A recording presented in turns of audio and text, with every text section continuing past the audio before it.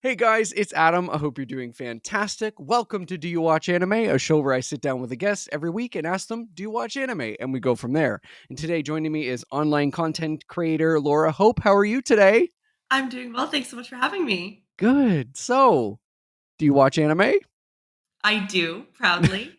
Though sometimes I feel like I had at a different path than Okay. typical watchers. Mm-hmm. My kind of default watching path didn't gravitate towards popular shonen. And so initially I felt like, am I officially a weeb? But Yeah. now after posting about my favorite series, which weren't, popular shonen, I've had a lot of fellow people kind of connect with me that their journey was similar. So now Mm-hmm. I'm like, hey, I belong here. So, what was your first introduction to anime in general?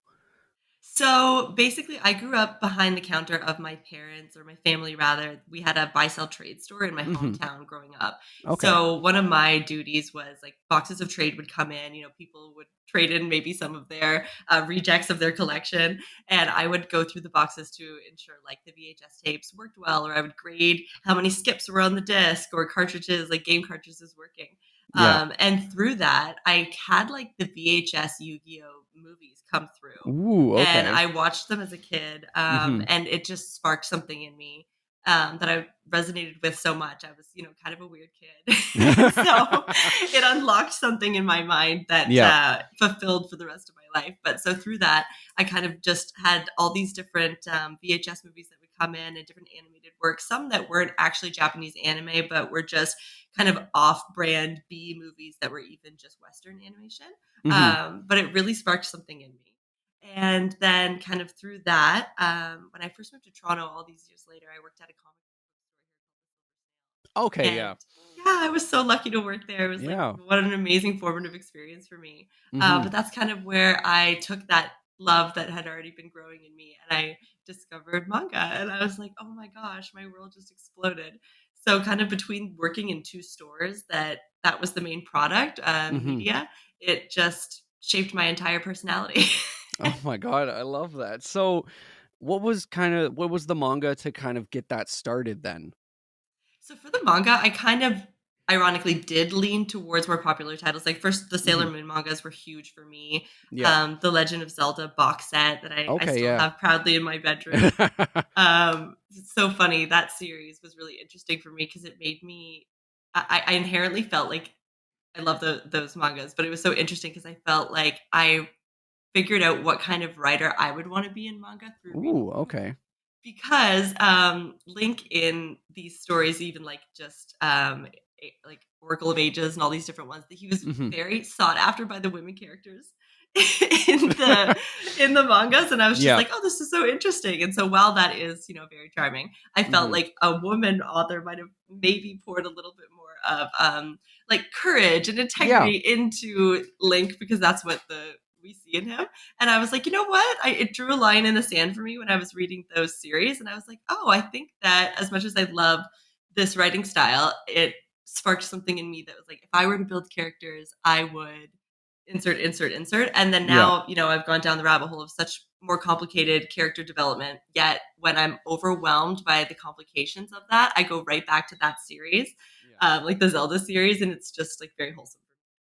Oh, Yeah, no, that's completely valid. So, from there, where did you shift to what was kind of the first anime that you were like, "Okay, I'm going to go watch this." Yes. So, Mhm. definitely for me, what changed my whole world and brought me in hardcore was the 12 Kingdoms. I stumbled upon Okay. it actually a little later in life. But it was my first, isekai that was like historically based. And I think as someone who comes from just a love of fantasy, I'm huge into Lord of the Rings, huge into like medieval stories, Redwall, Mhm. all of that. It really scratched that itch for me with just this complex political world building, really strong character arcs. And, at the time, I was just a young girl, and having the main character, Yoko Nakajima, just be a young girl that I could relate to, as many starred in a high school type of situation. Yeah. But I gravitated towards that so much. The 12 Kingdoms is like my favorite anime, Mhm. absolutely, of all time.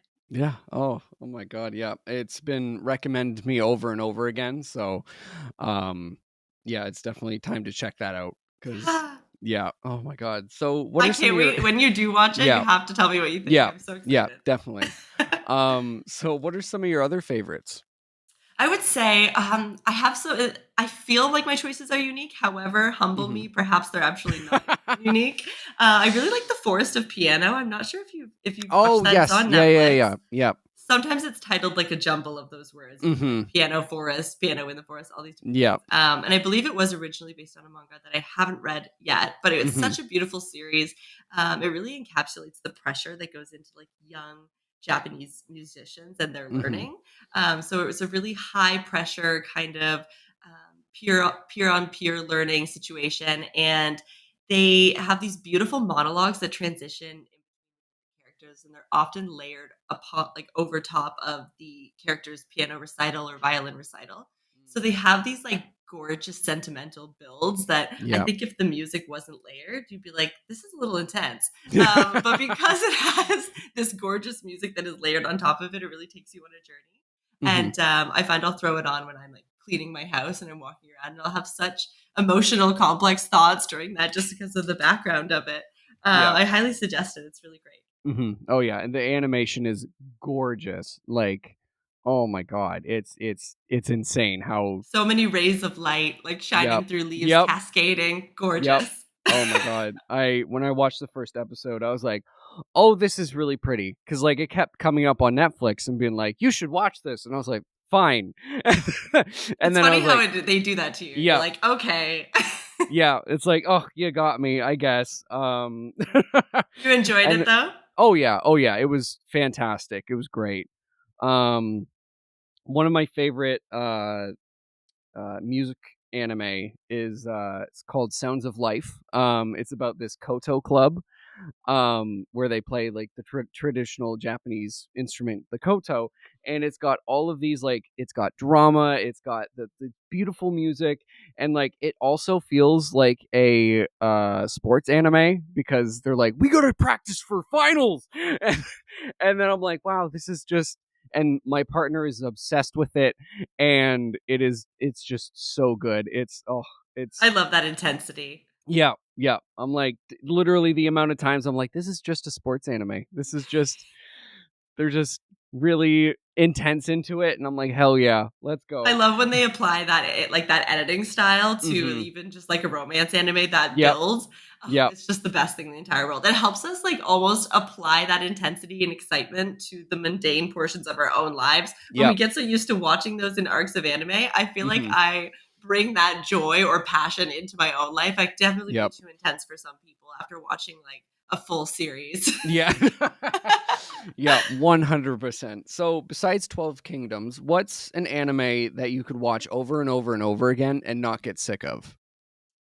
Oh, for series, I would definitely say inuyasha. It's Oh, just such a let's go. nostalgic, Yep. like, right? Yep. It's I can't believe I didn't even mention that earlier as part of my roots because, I feel like my entire aesthetic, I basically would just was going for a Kagome look my entire life, and I'm probably just gonna stick to that even in Yep. my old age. Hell yeah. But I really just love the kind of like I think Kagome really challenged a lot of like female characters and their behavior and their Yep. mindset at that time, Mhm. and I found her to be just so sassy and bold, and I think that I really wanted to lean into that. So I think too, when you have characters that you can kind of test out how you want your personality to be. I Mhm. think as we grow up when we watch these animated works, that's how we tried out so many of like our social behaviors. So there's definitely one-liners from Inuyasha that I was like inappropriately saying at school that had no context in the scenario, and they're like, "What are you talking about?" But I was Yep. just reliving like my favorite moments of Inuyasha.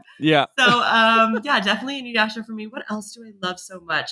12 Kingdoms, Inuyasha. More recently, I got super into the Apothecary Diaries. I'm sure like Yes, let's everybody go. did, Yep. but Yep. that's something I'll throw on as well. Mhm. I just love the historical details, Yeah. and I guess I just love a bold female lead. I really do, and obviously Jinchi's not painful to look at. That's nice to Yeah. have on screen as well. Also, very. I'm not sure if this is something that people considered to be like right in there, but I also really love the Animatrix. Okay. That's nostalgic for me as I well. was Like not just expecting that. Okay. I know whenever I throw that out there, people are like, but I'm true to what I really love. Even if Yeah. it's something that people like don't consider this way, I've learned to Mhm. just stay true to what I love and not Yeah. pretend to love the things that I don't. Mhm. Also, recent one, My Happy Marriage. Yes, let's I'm go. huge, like So huge good. on My Happy Marriage. I'm waiting on Yep. the edge of my seat for like every episode, and Yep. I'm really excited to see how the story develops. Yeah. Oh my god. We picked that up when it was first coming out and I'm like, I love this. Lord The Kudo. Oh, oh my god. That like Um Anakin style braid that he has yep. going on. I'm just like, okay, I'm here for the Yeah. fashion as well. Oh yeah. And like so Fruits Basket is one of my favorite anime ever. And she gives me like Toru vibes and like episode 6 where she kind of stands up for herself for the first time. I weeped. Like when oh my god, I was like, I'm so proud of her. She's come so far. And it's just so good. And like, To see a character endure so much and then yep, finally, because you just it's so frustrating, but I guess they have to yep. build that tension for us, and they Hmm. really really do with Miyu. And yeah, it's just nice to see such kindness in characters, and I really like the voice acting as well Yeah. in My Happy Marriage. Hmm. And I've watched a lot of your episodes. I've seen that you interview so many talented Yep. voice actors, and I just think it's so cool. So I'm so happy to be here, a fellow guest, Oh. even though I'm not a super cool voice actor yet. You never know. You never know. So going to back to Inuyasha. So my my introduction to Inuyasha was so we're both Canadian. Yes. And so growing up, at least I was a huge Dragon Ball fan. So Dragon Ball ended 8:30 to 9, and then it was Inuyasha 9 to 9:30. And I got so mad every time that Dragon Ball ended and Inuyasha started that I hated that series for so long because I was stupid and a little kid. And it wasn't until like college where my partner was like, "No, you're watching this. This is like one of my favorites." And I was like, "Ugh, I guess." And then I watched it and I was like, "This is the best thing ever." Oh my god, I was really stupid. Like, Yeah. it's just so good. It's so good. I It's think so I good. felt really complicated feelings as a child watching Mhm. Shishomaru. I was like, just like this beautiful androgynous Mm. character. I was like, I feel so many things for you, and I just don't know why. Now I When know why. when he popped up on screen and talked, I was like, "Oh no." I wa I was like, Right? I was like, "That's my first man crush anime character." Straight up. Yeah, Yeah. absolutely. I actually think my first fictional character that was a crush was Mhm. it's a tie here. There's Okay. like in Reboot, Yeah. Bob Yep. Let's go. had a weird thing for that. And Yep. also the animated Robin Hood Fox from Okay. No, like that's just from valid. like classic Disney. I was like Absolutely. definitely feeling some things. But then Yeah. once I got Shishomaru in the mix, that's Mm. when I was like, oh, I'm going to be obsessed with long white haired androgynous looking men for the rest of my life in series. Because we Yeah. have like Sephiroth, and then Mhm. like the list could just go on and on. Yeah. Malfoy is everything. We've got, or sorry, which is crazy. Yeah. I'm sure there's so many. We could do a whole episode about that. Oh yeah. The sorry, the white-haired anime boy needs to be studied. Right? Yeah. Oh my god. Enough talking about rat boyfriends and Yeah. all that. We need to talk about this is what we Exactly. need to talk about. Yeah, exactly. But yeah, it's like literally when when we finished like the whole, cuz we got the DVD for the final part because it wasn't on anything streaming. Um uh when Kagome just says, "Hey big brother" to Sashomaru, bawling. Oh my gosh. Tears. And even just the ending, I don't want to like I'm not gonna say anything, but just the profession that Shishomaru Yep. is projected to wind up being in, I'm just like, this is so funny. So now that I'm an adult and I work Yep. in, a corporate environment, I'm Mhm. always like in meetings with new people. I'm like, this is Shishomaru. Like, what's going on here? Yeah. But also too, Inuyasha was really great too. I didn't perceive my interest in feudal Japan Mhm. running so deep and going so far into the past. But then when you stop and think, you're like, oh my gosh, of course, that's what planted the seed for my love for feudal Japan. Yeah. Like, no wonder I love Shogun. Yeah. And Ghost of Yotai. It's because of Inuyasha. Yeah. Oh my god. Yeah, and like that like like kind of era is so pretty and like can be used in such a beautiful way when it was a pretty goddamn dark time. Like Yeah, I don't think I'd be wanting to travel back through that well anytime soon. God no. God no. When people are like, "Where would you like to be isekai to?" I'm like, "The nicest shoujo anime ever." Like some people are like Yeah, Jujutsu Kaisen. I was like, "No, I'd be dead in 5 seconds." I want like a such a peaceful world. Like what's coming to mind is like 90 no Kuni or something. Yeah. Like I just just Yeah, laid peace. back Just give camp. me peace. Come on. Yeah, Like I just want to camp. absolutely. Like That's it. Actually, when I was in Japan with my partner last Mhm. November, which Yeah. is so hard now that it's November now and I'm not in Japan. It's just Yeah. like hurts so bad. But last November we were in Japan, and there was a Sunday that we spent in Akihabara, and they had closed down all the streets, and you could like walk in the streets. I didn't know this was happening, but Oh wow. apparently this happens on Yeah. certain Sundays. So I was like, oh my gosh, this is so magical, and everybody's in the streets, and it took everything in me. Like we went to Super Potato, we went to all these Mm. different amazing gaming Yeah, stores, and yeah. me that being a huge part of my roots as well, just like the buy sell trade in my DNA, it Yeah. was so hard to reject like all the Japanese cartridges and everything I was seeing. I ended up buying a bag, like just a random suitcase, and filling it with so much stuff, like Yeah. over what I had thought. But it's just crazy. I kind of had been shifting away from collecting physical media anymore. I was like, I'm shifting into this place where I'm gonna, like I have Crunchyroll and I have all Mhm. this, and now I don't know why I ever got rid of some of the things I got rid of, because some of the things that had gotten traded in to the store, they were like, you don't have a lot of media or sorry, anime from the 90s that was like pressed necessarily in physical Yeah. for Western releases. So when those things came in, I didn't like realize the rarity of what I was holding, this relic. And then Yeah. going to college and like living in Toronto, now I'm lucky to live in a stable place. But when you're an acting student in Toronto and you live in 9 different apartments over 6 years type of Yeah. thing, you slowly give up more and more of your physical like collection. And so the things that I've hoarded were the things that meant the most to me. But there's some that slipped through my fingers, like even just old anime games that Mm. came through that I don't have anymore. And now it's like my mission in life to go through and recollect these. But then Yeah. you go to Akihabara and everything that you could ever want to collect is there. And like, you've saved up money for this trip. I definitely ate less and purchased more physical media to bring home. Yeah. But so if I'm ever having a bad day mentally, I'm just still in Akihabara Yeah. at Super Potato shopping. So what's on that list to collect back, I guess? I guess like for me, I had some really cool Japanese versions, like just the original releases of like the Silent Hill games. That was something Okay. that I had collected a lot. I still have a lot of Final Fantasy stuff that I had kept, but there was a lot of original game guides and things that would actually too, I at one point had like a boxed cartridge, this is not anime, but of Yeah, yeah. Banjo Kazooie, Oh and I my ended up like god. selling it a long time ago for Oh, I had a signed Lord of the Rings script as well, and I sold it, I know, and I had always I mean, intended you to got to frame it. survive, but goddamn. It wasn't, and but that's the sad thing. It wasn't even because of survival. It was Oh, because I was in this purist mentality, like this right. purging mentality, Yeah. where I was like Yeah, yeah, yeah. going digital everything, going digital Mhm. everything. I don't know why, because that's so against what is coded inside of me. But I was going through this phase, and I think too, you acquire more like camera gear, and you acquire Mhm. all this, so you have to start being like, what can I Yeah. offload here? So I started offloading that mistakenly. What else? I had even some like clothing pieces that I had that were just like original. I had a gorgeous Star Fox Oh t-shirt that wow. was from like the original like N64 release. Holy.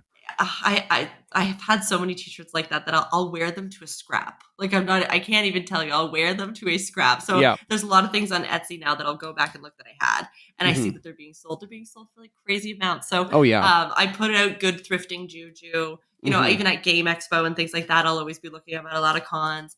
Yeah. But I think I've also opened my scope to what I would need. That list of things I needed to re-inventory was actually small, but now knowing what else exists out there, it's never ending. Like it's Yeah. never ending. I'm never going to be satisfied. Yeah. Yeah. I took a break from collecting physical media for a little bit just because again, living in Toronto is expensive. Um, Yeah. and then I got into collecting manga, and it's over. Yeah, that's it. You're Yeah, done.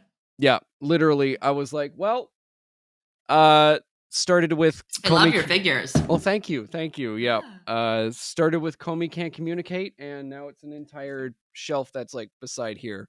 Oh I my love god. Komi. Oh my I god. channel her a lot as well. Yeah, same So here. I'm a very like I'm an introverted extrovert, that whole Yep. thing. So, and I know you do cons as well, but Hmm. especially if I'm at cons and doing interviews, I'm not as good as of an interviewer as you are. I find I say incredible a lot. Like I'll just be like, "That's incredible! What an Oh, incredible answer!" yeah, I say I love that so many times that it's become a meme at this point where I'm like, I just don't know what else to say. I At just least love we it. have a go-to, right? At least Yeah, we have a go-to phrase. But yeah, mine's everything's incredible. So when I'm editing, I'm just like, okay, another one, 15, 16 incredibles in there. yeah. But I find I have Comey in me in the sense that Hmm. there's moments where I'm just on fire. My vocabulary is right there. Then Yep. there's other moments where I get so like flustered. And that's the Hmm. one thing too that I think I really relate to with a lot of anime characters like Hmm. Comey is they really can display like a duality Yeah. where I think a lot of Western characters are very one way. Hmm. But with Japan inherently and Japanese people being so inherently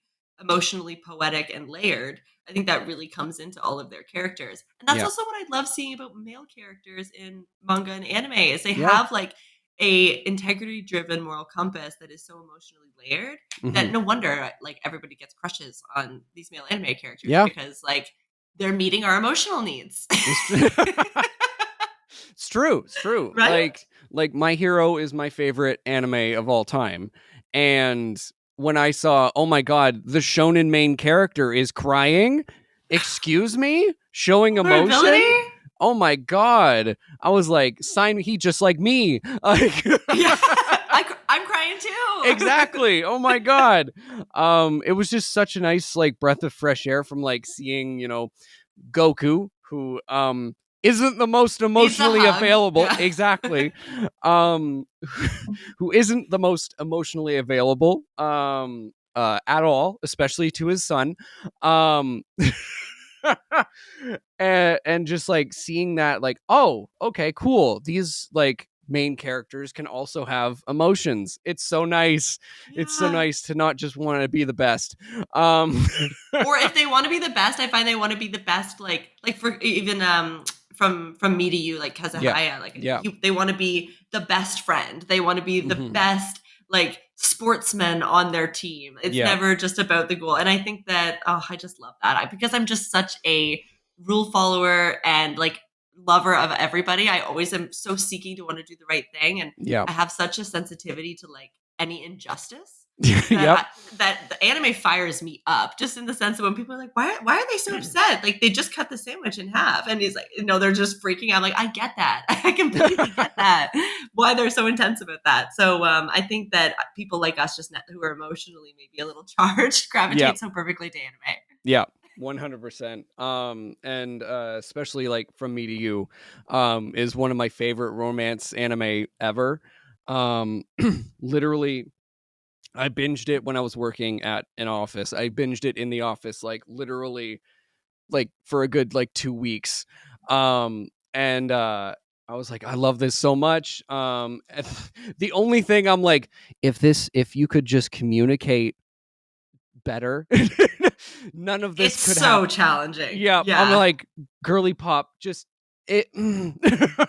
I Like, love oh you, my but gosh. oh, It's such a like reoccurring theme in yeah, so many animes. I find that hmm, is probably statistically the reason I get frustrated the most in yeah, anime. It's because yeah, it's always like clearly such a misunderstanding, and it's always like they want to say that they liked each other, but they just said like one word wrong, and they completely mistook it for like yep, hatred. And it's like, come on, this is so ridiculous. yep, But then that's what makes the resolution hmm, and the acknowledgement of their love for each other so satisfying.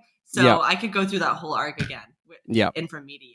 Oh yeah, I the amount of times I'm like, just talk to each other, just Please. And it's stop like know your assuming. value. It's also Yeah, like know your value. Some of the female characters too, I love how sweet and yeah, they teach me to be a lot more humble and they teach me to hmm, be a lot more but at the same time, I'm like, girl, you know that you got it a little. Like, you know, like Yeah. some people, they'll think that a lot of the female characters in romance anime, they just have zero belief that they have any redeeming qualities whatsoever. Mm-hmm. Or like in the beginning, and then Yeah. slowly through like their friendship and their building up of their confidence and all Yeah. that, you get to see that, which I think is very satisfying because Mm-hmm. it's very relatable. You know, we all don't feel positive about ourselves sometimes, but they Yeah. do take it to the extreme, I think, in romance anime about how the female characters feel about themselves initially. Yep. But I do love that in From Me to You, they actually go against kind of that stereotype of the self-worth being found through the acknowledgement Yeah. of the character they love. It's actually through the friendships, and they really nurture her individually. And so that's why I ended up, because some animes you start them and you're like, are you going that way? And then Yeah. you're like, am I gonna love that? And then you kind of, it shifts and surprises you. I absolutely love being surprised Yeah. in an anime when you, because we think that we know everything as the viewer. We're like, Mm-hmm. I know exactly how this arc's going to play out. That's why they said that, because they're going to do this later. At Yeah. least that's me. I'm analyzing everything like a script. I'm like, that everything that is said has an importance. But then later, I love being fooled by foreshadowing. Yeah. Yeah. Yeah. I think it was Rascal Does Not Dream of Bunny Girl Senpai. That one completely surprised me, like threw me for a loop. I'm like, what are you talking about? There's different timelines. What are you talking about? There's this like scientific part of this show. Like there was another one, oh, what is it? Oh, I gotta look this up now for a minute. It's okay. I'll drink my pre-workout. Oh, what is it called? It's Tying the Knot with the Namagami Sister. Okay, I haven't seen that, but I've heard of it, I think. Yeah. It is fantastic. I was like, harem, awesome, great, awesome, cool. It's about shrine maidens. Awesome. I'm gonna sign me up, right? And then it gets like ooky spooky, and I'm like, what are we doing here? What are we doing here? What this Didn't was sign up for this. Did not sign up for this, but I'm so here for it. Okay for it. Yeah. Exactly. Yeah, literally. Like there's some anime moments, obviously, some, you know, jiggle physics that don't make sense. Always. But when like the stuff, like the kind of like god stuff does happen, I'm like, sign me up. Like, yeah. Oh my god. Oh. So what's an anime that when you recommend to people you have to go, I swear it's good? Oh gosh. Immediately what comes to mind is Neon Genesis Evangelion, because it's so profound and prolific that you'll see it on every list. So people will go, but then when they start to watch it, they're like, what am I watching? Yeah. I think that I love giving people the preface information, just to like think about the series in terms of Christianity and Catholicism and just like world religion, and have a really open mind to it having a bigger purpose. People get so annoyed by Shinji that they just like don't even want to continue watching. However, he goes through such a transformation through the show, like specifically when he's piloting his Evangelion, and it's such a relatable character development. And everything that annoys people about Shinji is what annoys us about ourselves. So we really just need to embrace it. And I think that that's something that, people, it's stifling to take on because it's just such a body of work. Mm-hmm. And it's known for being, complicated and enticing. But I think that it's just something that I always tell people, like, give it a watch, have it be a second screen, and then like go through it a couple times. Like even with lots of anime, I'll say, watch it a few times through, because like, I think people expect when you watch an anime that you're supposed to retain everything. And I'm like, once you start watching enough stories of any genre, but specifically anime, like I can't tell you every anime character that has been in every series that I've ever seen. But then you can go back. So I just think, Evangelion, what else is something? I find people don't watch enough anime movies and enough anime films. So like trying to shift people there first. If I have a lot of friends, like now that I make anime content, they're like, oh, I want to start watching anime, but I think this about it, or I feel this way about it. There's a lot of misconceptions or accurate, stereotypes. But it's about like how to find your niche with that. And because I don't have a stereotypical like segue in, I try to just tell people to seek out things that are relatable to the genres that they already like. obviously I'm basically a walking sandwich board for the 12 Kingdoms, Yeah. and I will be evangelizing that till the end of time.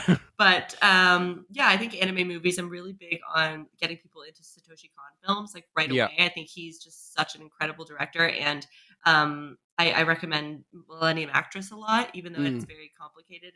And kind of to your point about Bunny Girl Senpai, Yeah. like the different timelines being very surprising. I think in Millennium Actress, that film, when you first go in, you have your own inherent preconceptions about it through the foreshadowing, and then like breaking the fourth wall, there being technical aspects, there being time travel or perception of that. I guess it's up to the viewer.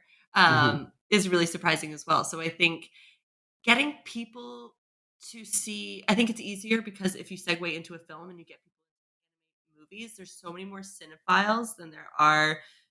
Like it's just an easy way to get people to bridge the gap, and then they can kind of figure out what they're comfortable with inside of the anime movie genres, and then find series that are adjacent.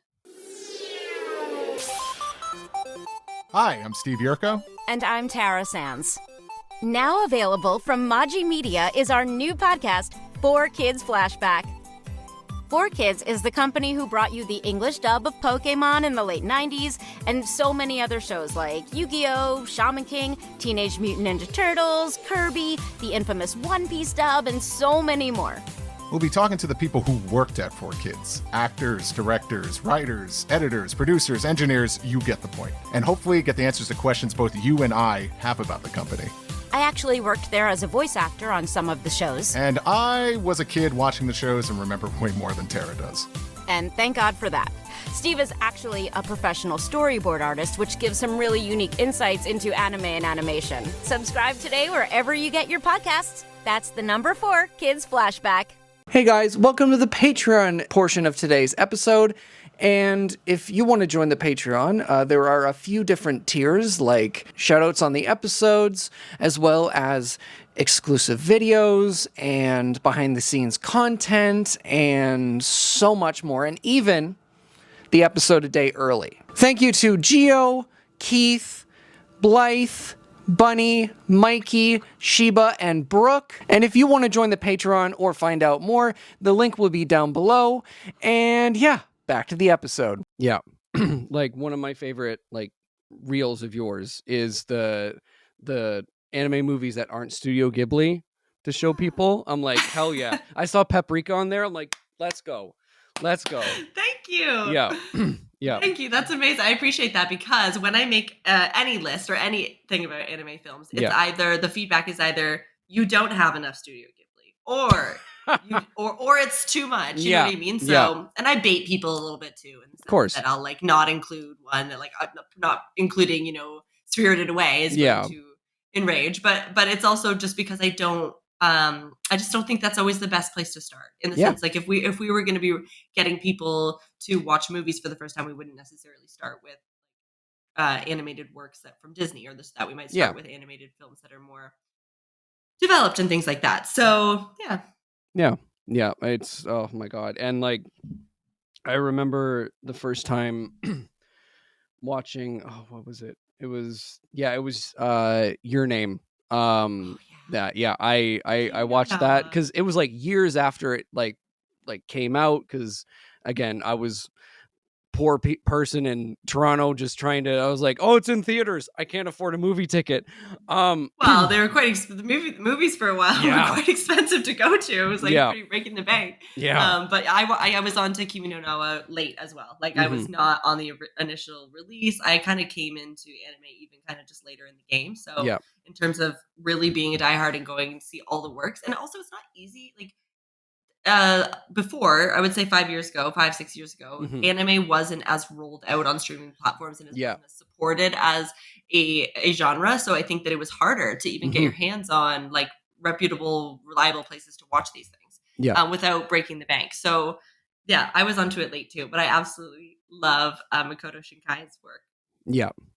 And like anytime there's like an anime movie we're interested in, we're like, okay, we're going to see it in the theater, because that supports that, because we want more anime in the theater than just the usual. But yeah, which there's been so much of lately. We're so blessed. Like we're immensely blessed. Yeah. Oh my god, so good. We got Chainsaw Man movie. Yep. We had Demon Slayer recently. Plus, like, I love that. I'm probably gonna say this wrong, so I'm sorry if I butcher this, but I think it's films. I might have to. Yes, yeah. Yeah, GK, yeah. yeah, right. They do a lot of re-releases of like great films in theaters recently from anime, and also too at the Japanese Cultural Center here in Yeah. Toronto. They Mhm. do some screenings of anime films. So they actually had one evening where they were honoring Satoshi Kon, and I got to go and watch Millennium Actress. Oh, love Um, that. it was amazing. Yeah, they do Yeah. little screenings and everything there. Mhm. Bring your own snacks. Just a PS. Yeah. Don't serve snacks, so that's Yeah. okay. Makes sense, but bring something in your purse. Yeah. And but it was so wonderful. I don't know if you've been there, but you should definitely check it out. Oh yeah, it's one of my favorite venues in Toronto is the Japanese Culture Center. It's so nice. It's so nice. So pretty. Nice. Oh yeah. Oh my god. And so clean, which is just so Oh, yeah. accurate. After going to Japan, I was like, Literally. this is so clean. Literally, I'm like, there's a con there, and I'll be like, oh, this is so nice. Just this is just so lovely to walk around in, and not get lost, and it's so lovely. So, who's a character that you relate to most in anime?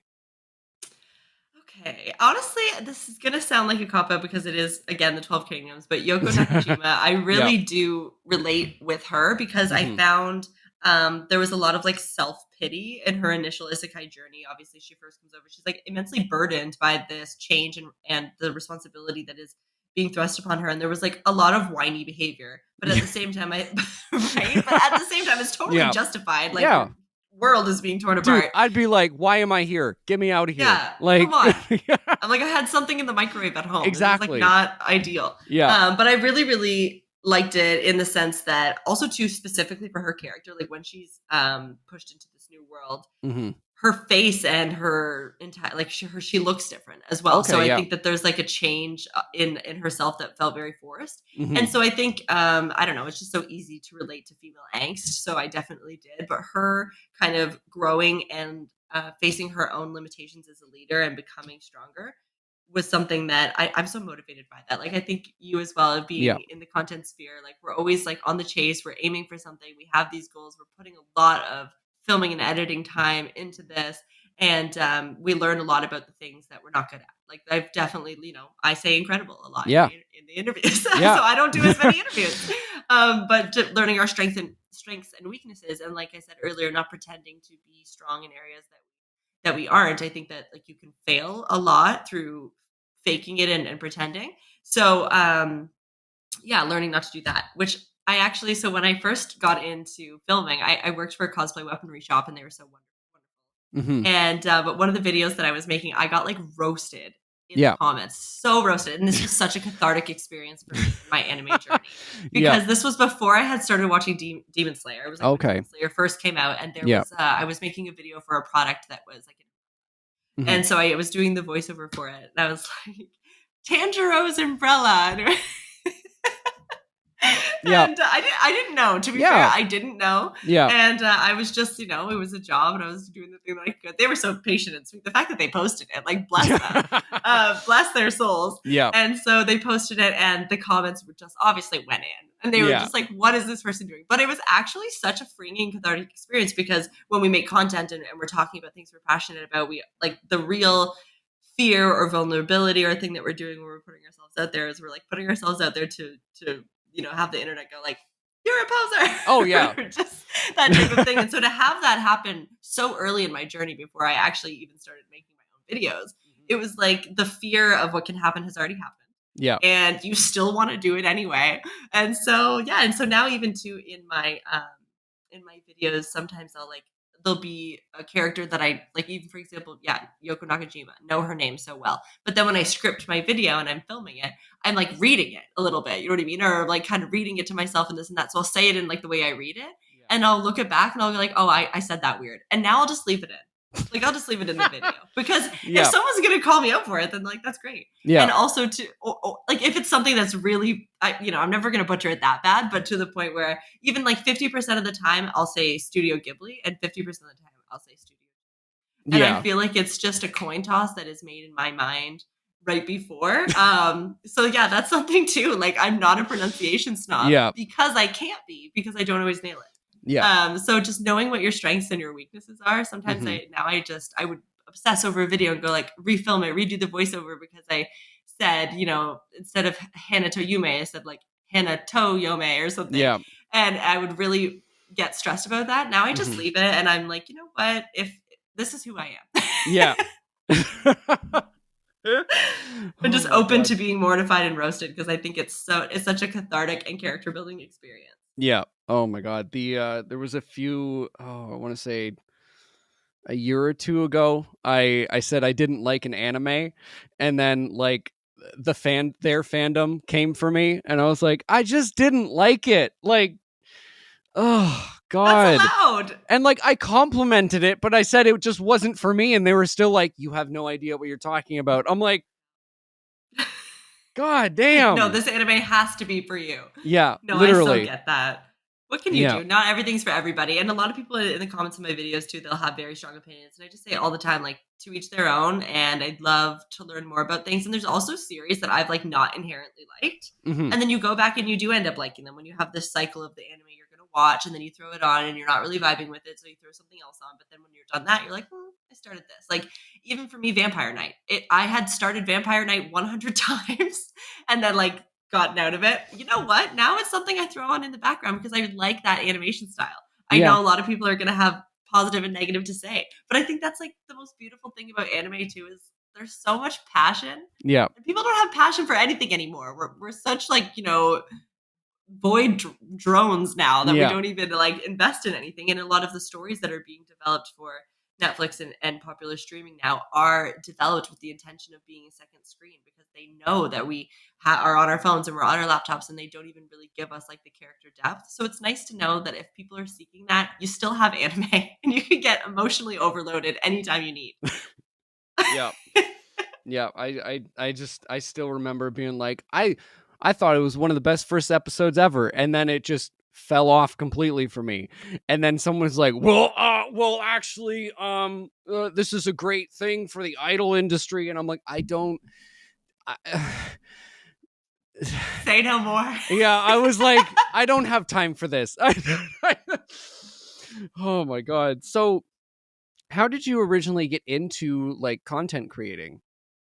So initially basically I moved to Toronto and I was a film student here. I went to Toronto Film School. Yeah. And when I graduated from film school, like I went to a program that was like for acting, writing, and production. And so my intention, like the main of my focus was acting. And so my intention was to go into acting.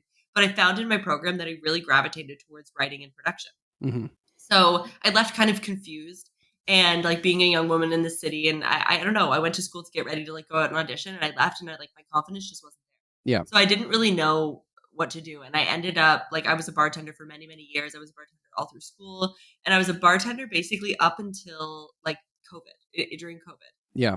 And then I was like, this is a good opportunity for me to shift out of this. I need to start, I have this student loan that I paid and all this knowledge and this passion for video that I'm not pouring into anything. So I basically got a video marketing gig with a like startup company here. They laid Cat 6 cabling and we do the infrastructure for like big businesses and things like that. So I was making videos about like Wi-Fi routers and all these and like boosters and like how they don't work and all these different things. And it's so funny going back to look at those videos because I saw one recently and my voice in the video was I was like, hey, like I was just being so inauthentic, but it's because I hadn't found myself and I was so uncomfortable on the camera that I just like didn't even know how to be. So it's really great watching that because looking back now, I'm just like, oh gosh, I don't even care. Yeah. Like, in the sense that I am who I am. And once you speak so much on camera, you can't really, it's just good not to polish yourself in that way. Yeah. And so looking back on that, I've grown a lot since then. But then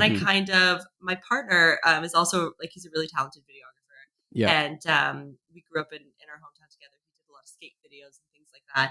And so we were both like, how can we, make money from this? Let's try to find a way. So we freelanced together for 2 years and we had like a bunch of clients that we had gotten. It was really great. Like, I'm so lucky that I got to pay to learn, to learn because a lot of people, they don't get paid opportunities right out of the gate. So I think that us working together in that way helped us do that. And it was more in the food space and And then I started dabbling in making content. I worked for a cosplay weaponry shop. They were so wonderful. Fire Yeah. and Steel. Okay. Wonderful. Yeah. Yeah, they're so great. Yeah. And made some videos for them. And that's kind of where I was making like videos about Halo. And I also used to post a lot of gaming clips of me playing Halo. So I had kind of shifted through that. And something sparked in me that I was just like, I want to put myself out there, but I don't really know how. And so I was just trying things on for size for a long time with my own content. And I think it was really good because I was getting no views and I was getting Yeah. no interaction at all. Yeah. And I think that was really helpful for me because I realized like I still want to do this, even though I'm not getting anything from this. Like this is actually a process that I'm really loving and enjoying. And it really helped me build my confidence. So I just kept doing it. And whether the post got 7 likes or however many, I just kept doing it. I would look at content creators like you and look at content creators that I admire. And I was like, oh, I love that they continue to do it, and I'll get there or I won't. But if I die tomorrow, at least I know that I got to I was like making nerdy stuff that I love. Yeah. It brings me back to my bedroom, like being on my desktop computer, and I would like play FFR and I would like do my makeup and take weird selfies and all this stuff. But that is like really the core of who I am, this like creative teenager in their bedroom still. So I try to tap into that with my content. And luckily lately, like with the anime new followers, which I'm really grateful for, and a lot more. I'm just building a little bit of a community and like meeting other like-minded people. Yeah. So I think the more authentic I became in my content, which I'm still working on, I take off my mask. It's like a whole suit. Yeah. No, but the more authentic that I become in my content, I'm connecting with people genuinely that are like-minded. And like, as I said in the beginning, I didn't identify really as someone who could be like, oh, I'm a weaver. Like, I love anime so much. I felt like, I was always on the outskirts, like adjacent to what was the core audience. And I found out actually that's not true. I found myself to be highly unique when I wasn't. There's a lot of people out there who had similar journeys. And I'm like, oh, there is a room here that is people really do gravitate more towards fantasy or romance, and they maybe not the shonen. But now I'm dabbling a little bit more because I'm trying to like learn more about everything. And so my content journey has been kind of jagged and adjacent, but now I'm just really focusing on general nerddom because you get a lot of advice too to like stick to just one thing, which I think is very valid advice. However, I think that because I was doing like cooking and this and that, I was like, it was all over, right? Because I didn't really know what I wanted to lean into, and then I kind of let like the audience or the community that I was building lead that for me. And now I'm like, so I was doing mainly anime, and I still am. That's kind of my main. But at the same time, within that, I'm starting to bring in more about like physical media and just other storytelling and animated works that like were retro Canadian cartoons and things like that. So that's what I'm working on now. I'm sorry, that was a very long. No. At least they'll know who I really am. Yeah, exactly. So what is it that keeps you motivated to keep posting, keep making content? Like what, like, it's always interesting to know because, so many people have so many different reasons. Yeah. I think for me, I really like learning from a technical aspect. And I guess this really does feed an ecosystem for my actual career because I do work in corporate videography. Like now I make my content for myself on the side, but my main gig is I work as a videographer for a large conglomerate, and I'll do their just video advertising, real estate video, drone video, things like that. So it's been a good content loop in terms of making my skills stronger. Like if there's something that I need to do at work and I'm like, oh, I don't really know how to do that, I can test that out on the weekends with my own content and use that as a way to kind of strengthen both. But what keeps me really motivated beyond it being kind of good for my day to day is I would say just this passion for nerddom exists in me day to day anyway. And it's always kind of looking for an outlet. And I find like I just become even more awkward and weird if I don't have an outlet to put that out there. So when I found that I was doing this, doing it has become this routine that's very cathartic and it's very therapeutic for me. And so it's something that I just like. And then I think as well, being invited to a couple events that were like in the same realm as my content. I got invited this year to the premiere for the Netflix Kakegurui adaptation. Oh, yeah. And so that was like a really cool event. I'd never been to anything like that before. I was so grateful for the invite. Like when I got the invite, I was like, this is a mistake because I didn't really have like a lot of followers or anything at the time. But I'm the type of person who I always want to be prepared. Like if an opportunity comes, like I want to be prepared to take it. So I'm Yeah. always that's another reason what keeps me motivated is to like hone my skills to the point where when opportunity comes knocking, that I like am a better interviewer, or I am more knowledgeable about shonen because I wasn't before. But what if an opportunity comes that would have been beneficial? Then I'm like, you know what? So I think it's just getting a couple opportunities that like I got to bring my partner to a really cool thing, or I even got to bring my dad one time. I got to bring my mom. Like it helps me be more social. It's a motivating factor, and I think like when you work a corporate job, it can become very just repetitive and everything like that. So having something, it's like when you're a kid and you have your star sheet and you do the right things, you get the stars. That's how I'm rewarding myself. So I think pouring into my content has given me good opportunities. So it just feels like a natural thing to want to continue to do that. Yeah. No, totally. No, I get that. And like, I was invited to the kind of Crunchyroll takes over Toronto event thing. Oh my gosh. And I got the email and I was like, huh? Like, I was like, me? Okay. And then it was like the first ever event I ever been invited to. And I got to bring my partner, who's also the producer for this show. And I literally was like, this is fucking insane. And like, someone from Crunchyroll passed by and went, you're the guy with the podcast, right? And I'm like, excuse me while I just pass away. Well, you've put in the work, right? You've really put in the work. You've put out all the content to make yourself a resource for that, but it's so gratifying. I haven't gotten to that point. I hope that I do. Universe, hear my plea. Yeah. But like, notice me senpai, but at the same time, it's just like, but that's amazing. That's my dream. I'm manifesting for myself something from Crunchyroll. But I even love that. Even this, like, I felt like I manifested this opportunity in a way because I'm always like hoping like something like this will happen. So when I got your email, I was like nerding out. Oh my God. I love it. So, what do you have? Words and stuff. Words did not come out of my brain. What advice do you have for people wanting to do content creation? Because I get this all the time, and I'm like, it's a loaded question. Yeah. I think that for people who want to do content creation, it's such an approachable thing now. I think that put yourself out there. Like, even if you need to create an account that is private for yourself first and make a couple videos and put them out there or post them as trial reels.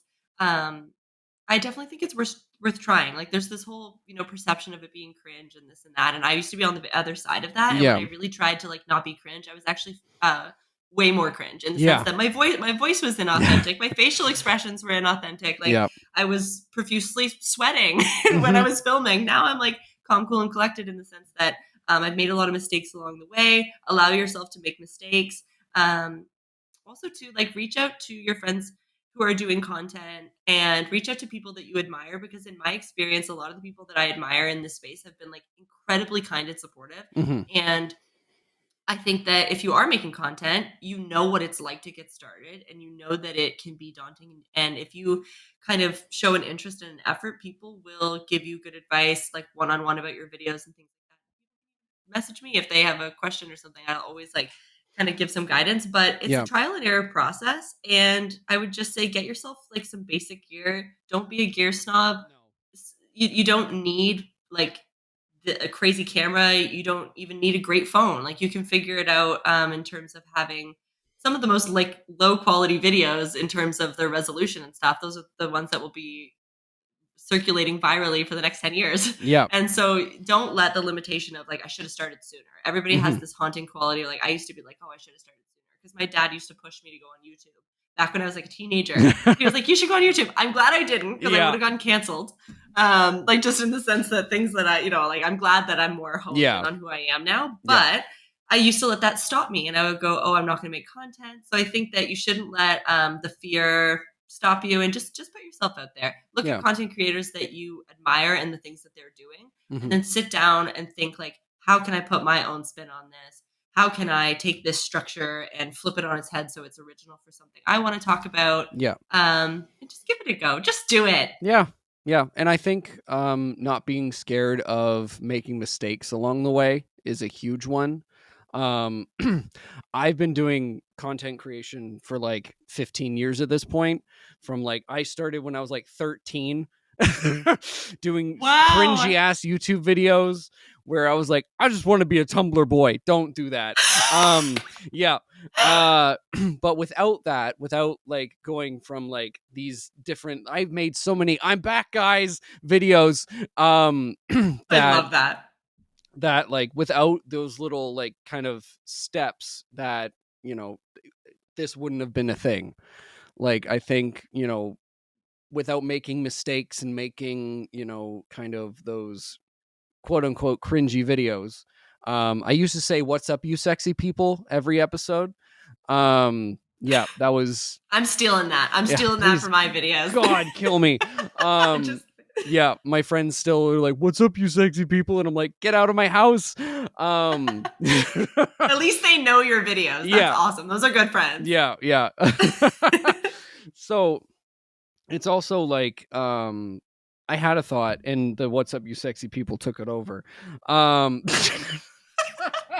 That's it. Yeah, That's that's the it. episode title. Yeah, that's it. Oh my God. But it's also like, back to the gear snob thing. Yeah. My first mic, not on this show, on a different podcast, was a Rock Band mic. Love it. Because I was like, oh my God, it's Logitech.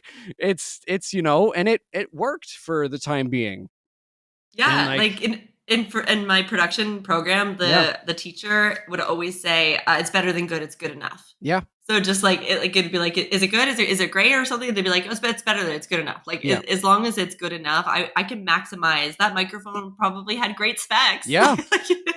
Yeah, probably. It was like from childhood. I was like, yeah, it says Logitech, that works. And it worked perfectly fine. I was like mind blown. So what's been kind of the hardest lesson you've learned since becoming like a content creator? The hardest lesson that I learned since Mhm. becoming a content creator, it's probably, I don't know if it's the hardest, but it was one that was like the most, I think, helpful in my journey was initially.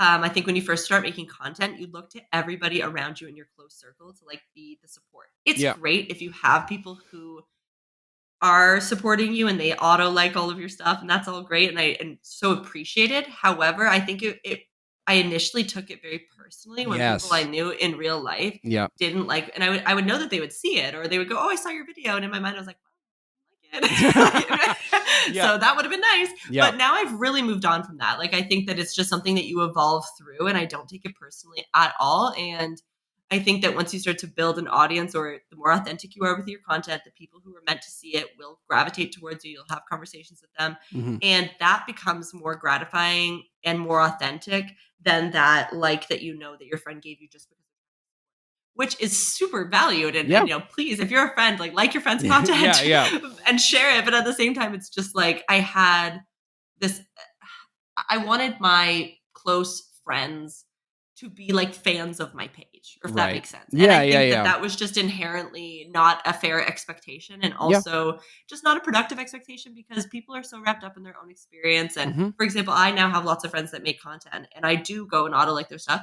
And if I don't have an interest in it, it's not because of anything of the content not being good. It's because of where I'm at. And Yeah. like as a viewer on social media, it's all about projection and our Mhm. experience and all of that. So also too, I think I've had to learn that like sometimes it makes people uncomfortable, like seeing you step into your confidence online and things like that. And it's not even in a way that it makes them uncomfortable in a malicious way. Yeah. It's because even content creators that I really admire and respect, I think sometimes initially when I would see them try on a new hat, it really shines a light on the things that we're not doing or are doing or want to be doing. Mhm. And it can cause a lot of self-reflection that is uncomfortable. So I think sometimes people who just aren't in a realm of wanting, like, because you know they're going through grief in their life, or they've lost their job, or they're, you know, they feel that they're overweight right now, or they're feeling insecure because they have a pimple, like whatever. Mhm. In that moment when they're processing social media and they see other people in their lives kind of going for something, sometimes it can be they don't want to interact with it because they just want to move on, like they just want to move forward, and they don't want to think about things that they're doing. Not that everybody wants to be a content creator, but Yeah. maybe they want to become a chef and they're not really exploring that. And so just seeing people go after their dreams and like display ambition can sometimes be a little bit emotionally jarring. Mhm. even for me, like there's things like sometimes, I used to sing and I really love singing and I don't really make a lot of music anymore. So let's say I saw someone, I don't know, from my high school and they just won American Idol, even though I love them and support them, there's about a 3-second period. It's like when a child's ice cream falls off their cone Yeah. and it hits the pavement and they're like, am I going to cry right now or am I upset? Like you can't really Yeah. tell that emotional ambiguity. And I think in that moment, you just have to start choosing like, I support them. I love this. This is great for them. And then it becomes this inherent thing. But yeah, just don't expect people that you know very closely to be your main supporters on their content. They might support you with their entire heart and love you and give every limb for you. Yet just there's a disconnect between how much people care about you and how much they care about your content. And just don't connect those things. And then I think your feelings won't get hurt. Mm-hmm. And it's a very healthy thing to not expect that from other people. Mm-hmm. Does that make sense? Oh, 100%. You started talking about it and I'm like, holy shit, that's so important. Yeah, like, right? You had a similar experience? Oh yeah. Like, especially when I started this, where it was just my first guests were my friends, right? Yeah. So I was like, look, please look. Yeah. And I wouldn't be here without the first 30 guests that I had on that were friends, and then it just took off from there. But it was still like a very, especially when you're smaller, you see every single like. The right? fact that you had 30 friends that came on the podcast, I couldn't even get 30 people to come to like a party or something. Like, there's just no way. So good for you. I've like got like 2 friends. They are awesome. However, I don't know. Like it's great that you had so many people that were so supportive of you off the jump. That's so fantastic. Yeah, and like I'm in their debt, right? But again, when you're smaller, you see every like, you see everything, you process everything, and I think taking kind of a step back from that and being like, okay, this show is its own monster. It is not me, right? It is not a reflection on me. It is a show. It is not a person. It helps when you have a topic. Like when I didn't know what I was posting about too, I would be upset that my friends didn't like my cooking video, and then the next day not my Halo video, and the next day not my singing video, and it was just like such a roulette that I think it was an unrealistic expectation. Also too, there's a very good chance that people aren't seeing it because of the way that the algorithms work now. Totally. Like a lot of people that follow you and support you don't even see it. Mm-hmm. But even if they do and they go past, everyone's on their own journey. And isn't it nice now you've built this audience of people that like are here for this knowledge that you're giving, and you don't have to make the content about like your personal only as much as you want to, which is like a really nice thing. Yeah. And I during the pandemic I had because I got laid off during the pandemic, I was like, I got no time, I got time, all the time in the world. So I made a morning show Monday, Wednesday, Friday. And it was awesome. And it was very it taught me how to kind of do stuff consistently. And but it was a cacophony of everything. Like again, cooking videos to just rants to just the most random stuff. And I'm just like, hone in. Like, I know, and I rejected that advice for so long. I have like some people in my circle who are like really good at content strategy, and they were telling me for a long time, and I like just misinterpreted the advice. I took it as like, no, I can't do nerddom as a sphere. I was like, even though I was doing all this other stuff that was outside of that, I misinterpreted the advice, and now I feel like I've taken the advice and I have honed in. But it's still like you can have variation within your selection. Totally. So there is like that's something too. Some people who are getting into content might be like, oh, it's so pigeonholed, it's so one lane. Like, how do I formulate that? But you can sprinkle in and work things into the different content. At least that's what I'm trying to do. Oh yeah, and like. Yeah, totally. Like I wouldn't even like if it was just anime, I think I would get tired of it real quick. That's why I'm thankful I do like talk about manga. I talk about some when I have time video games. I'm trying to do that too. It's hard. my god, I can only play Spyro so much. Oh my gosh, I love Spyro. So it's my favorite. But like, and again, as people our personalities sometimes change, and sometimes you get sick of talking about, say video games or manga or whatever, and you have to pivot. That's terrifying. Yeah. Yeah. It has been. That's why one thing I found success in too, because I had like the studio, like movies that aren't Studio Ghibli, which even in that I got roasted in the comments for the pronunciation. I welcome it now. That's fantastic. Yeah. Roast me. But that's great. But the in that, I was like, how do I can't just keep doing this part 1, part 2. Like, how do I figure out something to do? So then I wanted to talk more about books because I love literature and I love manga and I just love reading. Yeah. And so I was like, did the one video that was Studio Ghibli movies based on, and the books they're inspired by. Because there's so many of them are actually based on books, which I got to learn a lot even through scripting that video. I was like, perfect. And there's more than I even thought. So trying to like do that, or like games that have, anime spin-offs or things like that. I'm trying to like bridge more of the gap between the different things, but it can be, but I guess we'll see how it goes. Yeah. Oh my God. Well, thank you so much for coming on. I had so much fun. I really appreciate the invite. Of course. Where can the lovely people find you online? So online, my handle is Laura Hope. The O is a 0. Maybe we'll put it on screen, but it's the same for YouTube, TikTok, Red Note, and Instagram. Perfect. All right. And all of those links will be down below. You can follow me at Corky Cosplays on Instagram, Adam Corky everywhere else. Subscribe to the Patreon. You get episodes a day early, as well as exclusive behind the scenes content and exclusive videos. And yeah. This was so fun. I really enjoyed it. I feel like I've known you for a long time. You're very easy to talk to. Well, so thank you so much. Of course. All right. Hopefully I'll see you at an event soon. Yeah. I'll get to meet your partner. Yes. Yeah. All right. Sorry. All right. I'll see you guys next week. Bye-bye. Bye-bye.